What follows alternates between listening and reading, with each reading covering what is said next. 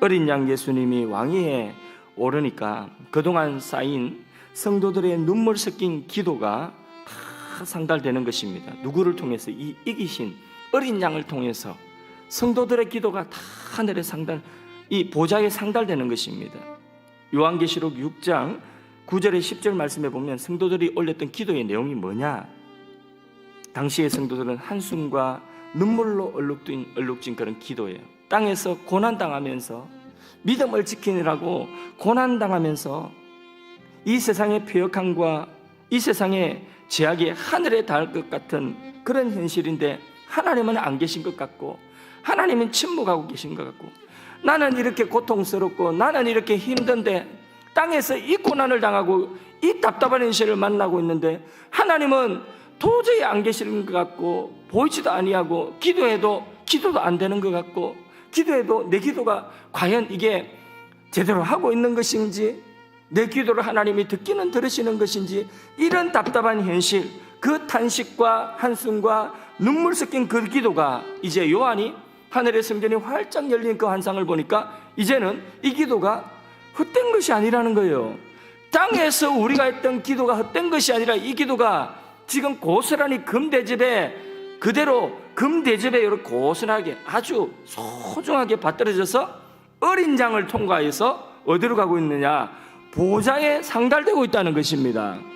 어린 양을 통해서 여러분 오늘도 우리가 기도를 하는 이 기도가 오늘도 답답한 현실 가운데서 우리가 간구하는 기도가 결코 헛된 것 아닙니다. 지금 하나님이 잠잠하신 것 같습니까? 지금 아무것도 내게 말씀하지 않는 것 같습니까? 하나님이 다 듣고 계십니다. 누구를 통해서? 어린 양 예수 그리스도를 통해서 다 듣고 계십니다. 우리의 기도가 진실된 그 기도가 눈물의 기도가 탄식의 그 기도가 금대접에 실려서 하나님의 보좌에 상달되고 있다는 것을 보여주고 있는 것입니다. 지금 즉시 응답받지 못한다 할지라도 여러분 답답해하지 마십시오. 어려우신 재판장이 반드시 보고 계시고 그 기도를 들으시고 어려우신 재판장이 합당하신 대로 응답하여 주실 것입니다. 교회를 우습게 보면 안 됩니다. 정치가 어떻게 세상을 움직이는 것 같습니까? 경제가 나라를 살릴 것 같습니까? 아닙니다. 오직 보좌에 앉으신 분이 이 나라를 경영하고 계신 것입니다.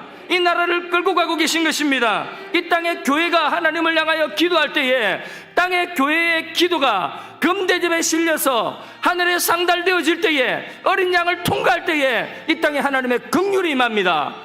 재앙이 변하여서 하나님의 축복으로 변할 수 있는 것입니다. 이 나라를 살리는 것은 정치가 아니요 경제가 아니요 다른 어떤 것이 아니요 오직 성도의 기도인 것입니다. 교회를 시시하게 여기지 마십시오. 여러분 오늘 새벽 시간에 나와서 기도하는 이 기도의 시간을 시시하게 여기지 마십시오. 누군가를 살리고 싶습니까? 기도하십시오. 누군가를 살리고 싶으면 기도하십시오. 길을 찾고 싶습니까? 기도하십시오. 더 이상 울고 싶지 않습니까? 기도하십시오. 하나님이 응답하십니다. 어린 양을 통하여 응답하시는 것입니다.